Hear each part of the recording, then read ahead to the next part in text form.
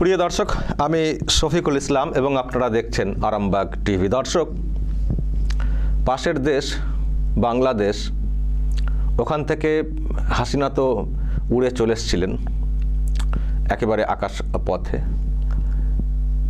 ওই রকমই একটা ঘটনা ঘটেছে আরও একটি দেশে, সেটা হচ্ছে সিরিয়া। সিরিয়ার যিনি প্রেসিডেন্ট ছিলেন, এই যে নাম হচ্ছে বাশার আল আসাদ। উনি তো ছিলেন, ওনার আগে ওনার বাবা ছিলেন।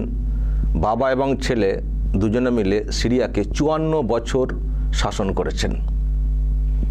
যেটা হয় ওখান থেকে লোকালি ক্ষোভ, একনায়কতন্ত্র ইত্যাদি যে বিষয়, তার বিরুদ্ধে ক্ষোভ তৈরি হয়, বিদ্রোহ তৈরি হয়। তো বিদ্রোহ হতে হতে হতে হতে একেবারে গৃহযুদ্ধ লেগে গেছিল কার্যত বলা যায় 2011-র পর থেকে। তো এমন পর্যায়ে বিষয়টা মানে হয়ে গেছে বা চলে এসছে যে আর টিকতে পারেননি এই বাশার আল আসাদ, পালিয়েছেন। এখন পালিয়েছেন বলে আবার অন্য খবর আসছে, কোথায় পালিয়েছেন কোনো খবর নিশ্চিত করে জানা যাচ্ছে না। আমি যখন এই ভিডিও তৈরি করছি, কেউ বলছেন যাতে করে যাচ্ছিলেন সেটাকে ট্র্যাক করে মানে করে দেওয়া হয়েছে, ধ্বংস করে দেওয়া হয়েছে। একটা ভিডিও দেখছিলাম, সামনে এসছে, আমি সত্য মিথ্যা জানি না, ভাইরাল হচ্ছে সোশ্যাল মিডিয়াতে, যে নামিয়ে নেওয়া হয়েছে, মেরে ফেলা হয়েছে ইত্যাদি ইত্যাদি, কিন্তু আমরা নিশ্চিত না। তবে কোথায় গেছেন, কি হয়েছে সেসব এখনও বোঝা যাচ্ছে না।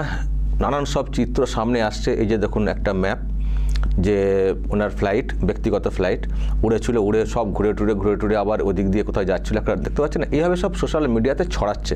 তো এখনও পর্যন্ত কনফার্ম কিছু আমরা বলতে পারছি না যে কি অবস্থা এই বাশার আল আসাদের। তবে এটুকু নিশ্চিত, দেশ ছেড়ে মানে দেশে নেই বলতে মানে পদে নেই, এটুকু বলতে পারি। কোথায় কি অবস্থায় রয়েছেন সেটা জানি না। তো তার মানে আরও একটা বাংলাদেশ কার্যত আমরা দেখতে পাচ্ছি।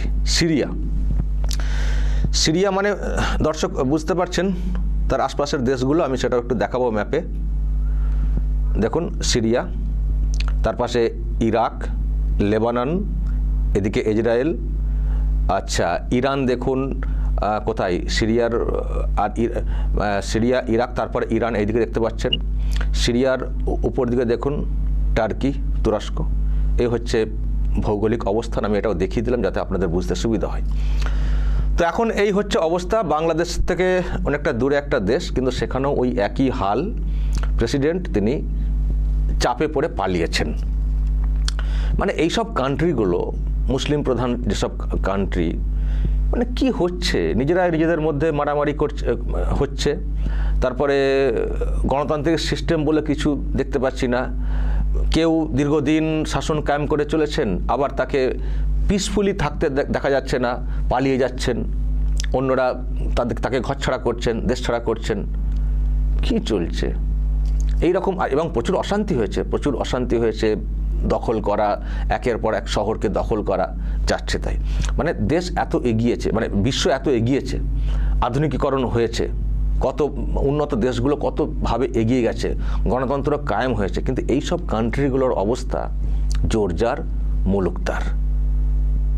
মানে যেন এগুলো যেগুলো আপনারা শুনছেন, এগুলো সেই ইতিহাসের গল্প মনে হচ্ছে না? মনে হচ্ছে যে এ যুগের কাহিনী, যেমন বাংলাদেশে যেটা হলো, বা এইসব এ যুগের কাহিনী মনে হচ্ছে ইতিহাস গল্প। প্রশ্ন জাগে আমরা ভারতীয় হিসেবে, মানে আমরা যেহেতু একটা দারুণ গণতান্ত্রিক সিস্টেমওয়ালা একটা দেশে আমরা আছি, আমাদের মনে প্রশ্ন জাগে আর কি, যে এখনও এরকম হয় একনায়কতন্ত্র সেই রাজাদের মতো, আবার তাকে উৎখাত করার জন্য এরকম ডাক, তারপর তিনি পালিয়ে যাচ্ছেন, এখনও হয়? গল্প মনে হয়। গর্ব লাগে এই জন্য যে আমরা এমন একটা দেশে রয়েছি, এখানে ওই রকম নেই। একটা পিসফুল ট্রানজিশন হয়, সেই মতো করে দেশটা চলছে, দেশটা এগোচ্ছে। আমি দর্শক এ নিয়ে একটু ধারণা নেওয়ার চেষ্টা করব এবং আপনাদেরকে দেওয়ার চেষ্টা করব। ওই সিরিয়ার পাশে একটু এদিকে ইসরায়েল, আপনারা দেখেছেন, আমি এর আগে তার সঙ্গে কথা বলেছিলাম, দীপন চৌধুরী, যদিও এই মুহূর্তে মানে বাড়িতে এসছেন, আমাদের হুগলিতে বাড়িতে এসছেন, তো খুব নলেজ রাখেন এইসব বিষয়ে, ওই সব দেশের ইন্টারন্যাশনাল রিলেশনশিপ কি হয় না হয়, শিয়া সুন্নি খুব মানে খবর রাখেন, এবং আপনাদেরকে আমি এর আগে ওনার বক্তব্য শুনিয়েছি। তো আজকে একটু জানবো আর কি যে বিষয়টা কি হয়েছে, কোন দিকে যাচ্ছে। আমার সঙ্গে এই মুহূর্তে অনলাইনে রয়েছেন হুগলি থেকে, দেখতেই পাচ্ছেন দীপন, অনেকদিন পর বাড়িতে এসছেন। ইসরায়েলে যখন থাকতেন, যখন ওইসব শুনতাম, একটা মনে একটা থাকতো যে কি হয়, কিন্তু আপনি যেভাবে ওখান থেকে বিবরণ দিতেন এবং এত সুন্দরভাবে ব্যাখ্যা করতেন এবং নির্ভয়ে থাকতেন, অনেকে তো পালিয়ে অনেক সময় এসেছিলেন কিন্তু আপনি আসেননি। তো যাই হোক, এখন কোনো কারণ হয়তো, এখন কি জন্য বাড়িতে এসছেন? এমনি ছুটি কাটাতে। আমি 1.5 বছর পর বাড়ি এলাম, তো এমনি ছুটিতে এসেছি। ওকে, আমাকে একটু ব্যাখ্যা দিতে হবে, এত সুন্দর ব্যাখ্যা আপনি দেন। তো তাহলে তো বাশার আল আসাদ তো চলে গেলেন, ব্যাপারটা কি একটু বিবরণটা দিন তো। এটা মানে যদি একদম সংক্ষিপ্ত ভাবে যদি বলতে হয়, যে 2011 সালে যে আরব বসন্ত চালু হয়েছিল এই দেশগুলোতে, মানে একটা সেখানকার সমস্ত ক্ষমতাসীন সরকারের বিরুদ্ধে একটা জনজাগরণ বা একটা বিক্ষোভ শুরু হয়। মূলত ইজিপ্ট থেকে, মিশর থেকে শুরু হয়, এবং ইজিপ্টের যিনি তৎকালীন রাষ্ট্রপতি হোসেন মুবারক, তাকে এর ফলে ক্ষমতাচ্যুত হতে হয়। সেই বিক্ষোভের আঁচ এই আছড়ে পড়ে সিরিয়াতেও। সিরিয়ার তখনও প্রেসিডেন্ট ছিলেন এই আসাদ, এবং তিনি একনায়কতন্ত্র চালালেন, যেরকম আপনি বললেন ওনার পিতা এবং উনি রাষ্ট্র মানে শাসন দীর্ঘদিন চালিয়েছেন। তো মূলত সেইখানকার সাধারণ নাগরিকদের বিভিন্ন ক্ষোভ, সেটা অর্থনৈতিক দুরবস্থার জন্য হোক বা গণতান্ত্রিক ব্যবস্থাকে পুনঃপ্রতিষ্ঠিত করার জন্য হোক, সেই নিয়ে একটা বিক্ষোভ চালু হয়। কিন্তু শুরুর দিকে থেকেই সিরিয়ান আর্মি খুব স্ট্রং ছিল, তো সেই বিক্ষোভকারীরা খুব একটা সুবিধা করতে পারে না। তো এরকম চলতে থাকে খুচরো খাচরা লড়াই। 2014 সালে প্রথমবার ইসলামিক স্টেট যখন প্রতিষ্ঠা হয় ইরাকে, সে এই যে মানে গোলমাল, তার সুযোগে এই বিদ্রোহের মধ্যে সে জড়িয়ে পড়ে, এবং মূলত তারা আসার পর অনেকটা জায়গা সিরিয়ার যিনি ক্ষমতাসীন অর্থাৎ এই আসাদ, সেই আর্মির হাত থেকে বেরিয়ে আসে। এবং মানে এটা কিন্তু তারা কিন্তু যে ওই যারা বিদ্রোহীরা ছিলেন, তারাও কিন্তু যে ইসলামিক স্টেটের সদস্য ছিলেন সেই মুহূর্তে সেটা বলা যাবে না।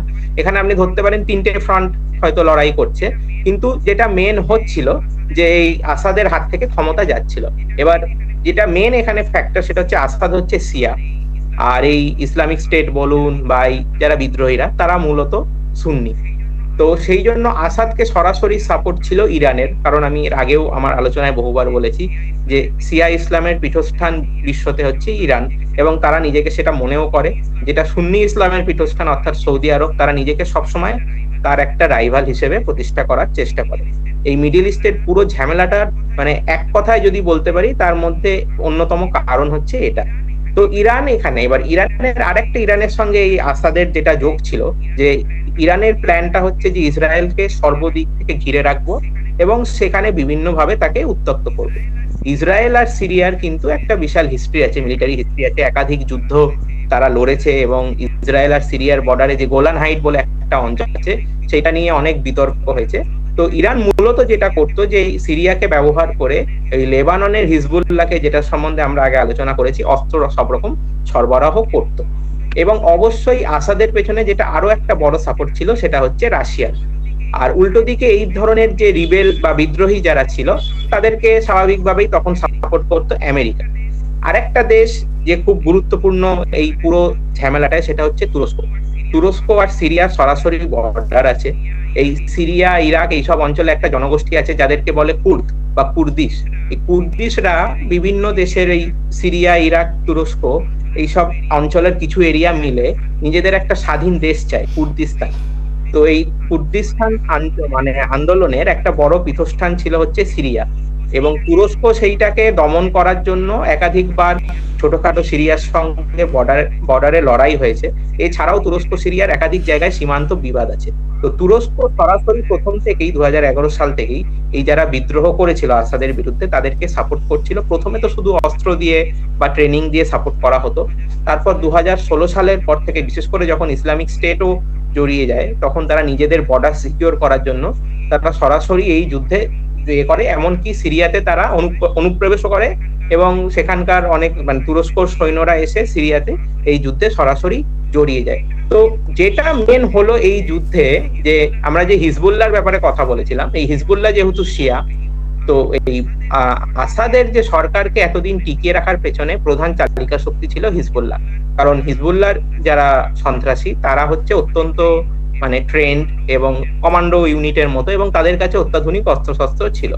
তো এদের এইবার ইসরায়েলের সঙ্গে এই যে গত 1-1.5 বছরের যে যুদ্ধে হিজবুল্লাহ তো প্রচন্ড দুর্বল হয়ে গেল সাম্প্রতিক কালে, কারণ তাদের প্রধান নেতা নাসরাল্লাহ মারা গেল।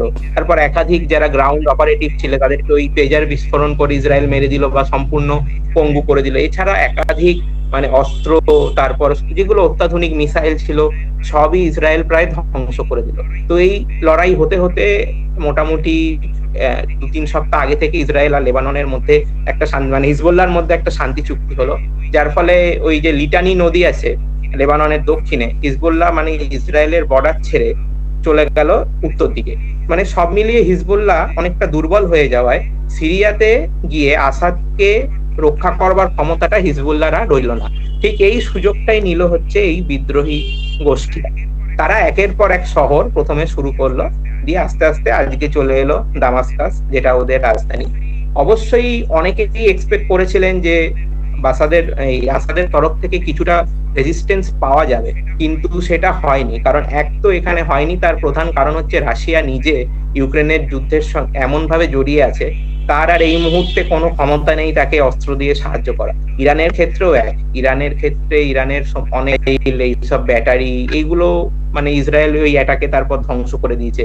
আর ইরান এই যে 1 বছর এই যে যুদ্ধ চলছে সেটা অস্ত্র সাপ্লাই করতে করতে ইরানেরও স্টক প্রায় সীমিত। আর ইসরায়েল যেটা করছিল মানে ইরান যখনই ওই সিরিয়াতে অস্ত্র আইনে হিজবুল্লাহকে দিতে যাচ্ছে, এই পুরো রুটটা ইসরায়েল পুরো মনিটর করছিল। সে যখনই ওরকম খবর পাচ্ছে সে গিয়ে এয়ার স্ট্রাইক করে বোম মেরে আসছে। তো ইরানেরও সেই সুযোগটা ছিল না যে ওখানে সাপোর্ট করা।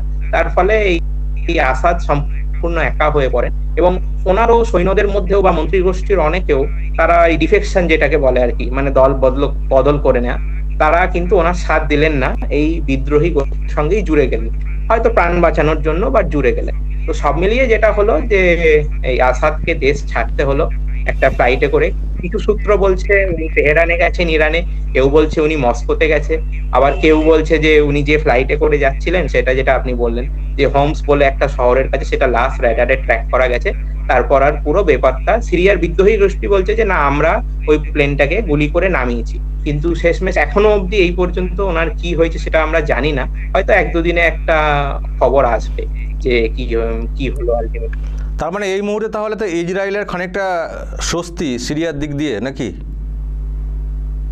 হ্যাঁ, যে বিদ্রোহী গোষ্ঠী এখন বর্তমানে সিরিয়াতে ক্ষমতায় যাচ্ছে তাদের একজন নেতা ইসরায়েলি মিডিয়ার সঙ্গে নিয়মিত আলোচনা করছেন, সাক্ষাৎকার দিচ্ছেন, এবং তিনি বলছেন যে আমরা ইসরায়েলের সঙ্গে শান্তি চাই, কারণ সিরিয়ার অর্থনৈতিকভাবে খুব দুর্বল। তো তিনি অলরেডি অ্যাপিল করছেন যে ইসরায়েল যেহেতু অর্থনৈতিকভাবে অনেক শক্তিশালী, তো ইসরায়েল এখানে ইনভেস্ট করুন, ইসরায়েল আমাদের দেশটাকে গড়তে সাহায্য করুক, আমরা ইসরায়েলের সঙ্গে কোনো রকম শত্রুতা চাই না।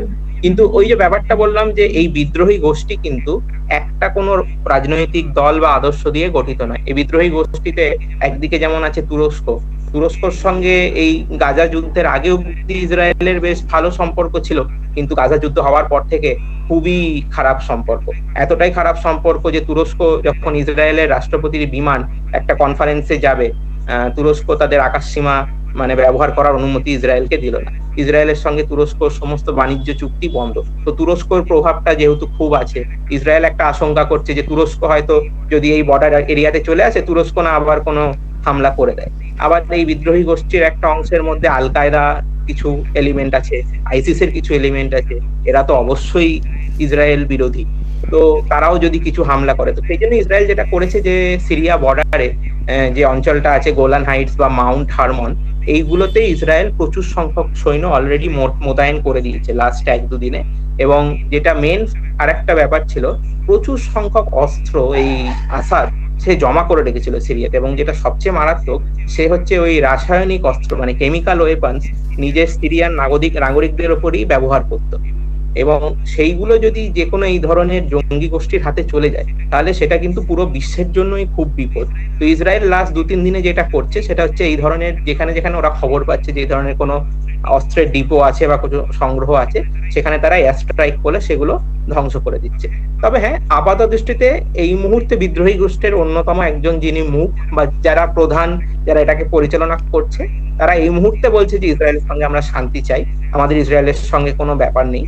কিন্তু পরবর্তীকালে এটা খুব তাড়াতাড়ি চেঞ্জ হয়ে যাবে। সেটা মানে সম্পর্ক টিকবে কিনা খুব মুশকিল। তুরস্ক এখানে ইন্টারফেয়ার করতে পারে বা ওদের নিজেদের মধ্যে গন্ডগোল হতে পারে, কারণ আবার প্যালেস্তাইন প্রীতিও হয়তো এদের মধ্যে কারো কারো থাকতে পারে, সেই জায়গা থেকে ইসরায়েলের বিরুদ্ধে। এখানে বলতে চাই যে এই যে পুরো যুদ্ধটায় আসাদও কিন্তু সরাসরি এই প্যালেস্তাইনের যুদ্ধটায় কিন্তু জড়াননি। হ্যাঁ, সেখানে ইরানের প্রেজেন্স ছিল, ইরান ওই সিরিয়ার সাহায্যে সিরিয়াকে পুরো ট্রানজিট রুট হিসেবে ব্যবহার করে হিজবুল্লাহকে অস্ত্র দিত লেবাননে, কিন্তু সিরিয়ান আর্মি যেটা কিন্তু যথেষ্ট শক্তিশালী, তারা কিন্তু ইসরায়েলের সঙ্গে এই 1-1.5 বছরে একটুও যুদ্ধে জড়ায়নি, যদিও ঐতিহাসিকভাবে এরা দুজনের প্রায় অহিনুকুল সম্পর্ক ছিল। তো আসাদও কিন্তু সরাসরি ইসরায়েলের সঙ্গে জড়ায়নি এবং আসাদও কিছু ক্ষেত্রে ইসরায়েলের সঙ্গে একটা মানে চুক্তি করেই চলতো। এমনকি কিছু খবর এরকমও এলো যে ইসরায়েলকে এবং আমেরিকাকে আসাদ একদম শেষ মুহূর্তে অফার দিয়েছিলেন যে যদি আপনারা আমাকে ক্ষমতা ধরে রাখতে সাহায্য করেন তাহলে আমি ইরানকে সম্পূর্ণ বার করে দেবো সিরিয়া থেকে, ইরানের আর কোনো প্রভাব এখানে থাকবে না। কিন্তু সেটা মেটেরিয়ালাইজ করলো না, শেষমেশ ক্ষমতা হস্তান্তর হয়েই গেল। তার মানে এটা তো পরিষ্কার যে ইসরায়েল চেয়েছিল যে আসাদকে এখান থেকে সরে যাক, কারণ এমনিতে ওখানে গৃহযুদ্ধ রয়েছে, তার সঙ্গে সরে যাক, কারণ একটা ক্ষোভ রাগ থাকতেই পারে, যেহেতু অলরেডি সাপ্লাই রুটটা দিয়েছিল এর আগে ইরানকে সেই জায়গা থেকে, বা তারা হয়তো সেফ মনে করছে এই মুহূর্তে। আমার মনে হয় ইসরায়েল যে খুব একটা স্বস্তিতে থাকবে সেটা না, তবে ওই কাঁটা দিয়ে কাঁটা তোলা, লোহা দিয়ে লোহা কাটা যত হয় আর কি, বিভাজন তৈরি করে একটা ক্ষমতাকে সরিয়ে, এটা একটা তাৎক্ষণিক স্বস্তি আর কি বলা যেতে পারে, কিন্তু বিশ্বাস নেই ওখানে যা হচ্ছে। যাই হোক দীপন, অনেকটা আলোচনা। ইসরায়েলের যেটা মেন টার্গেট ছিল সেটা হচ্ছে যে ইরানের এই যে ওয়েপন স্মাগলিং এর যে রুটটা সেইটাকে বন্ধ করা, সেটা আপাতত অবশ্যই বন্ধ হয়েছে, কারণ ইসরায়েল ওইটাকে ওই পুরো এরিয়াটা কন্ট্রোলও করছে একেবারে। দীপন, আপনি তো থাকেন ইসরায়েলে এবং আশপাশে যথেষ্টই মানে খোঁজ খবর রাখছেন, মানে ওইসব দেশের, বিশেষ করে ওই যে দেশগুলো, ওইসব দেশের শাসনতন্ত্র বা যে সিস্টেম, ওইসব মানে জানা দেখা, আর আমাদের দেশের এত বড় দেশের গণতন্ত্র, এই পাশের দেশ বাংলাদেশে যা চলছে, এসব দেখলে কি মনে হয়, কোথাও একটা গর্ব ফিল হয়? না, অবশ্যই ভারতবর্ষের গণতন্ত্রের সঙ্গে তো কারুরই কোনো তুলনা হবে না। এবং যেভাবে এখানে আমাদের আজ অব্দি, এবং আমাদের মানে দেখুন রাজনৈতিক নেতৃত্ব আছেই, তাদেরকে তো কৃতিত্ব দিতেই হবে যে তারাও এটাকে মেনে নেন হার জিত। আমাদের আর সবার আগে আমি বলবো ধন্যবাদ দেওয়া উচিত আমাদের ভারতীয় সেনাকে। আপনি পৃথিবীতে যেখানে যত কিছু এই অভ্যুত্থান বা কু দেখবেন, সব জায়গায় সেনা ইনভলভ, বাট আজ অব্দি আমাদের ভারতীয় সেনা কিন্তু এত কিছু, আমাদের দেশেও অনেক সংকট এসছে, ভারতীয় সেনা কিন্তু কোনোদিন সেই দিকে যায়নি।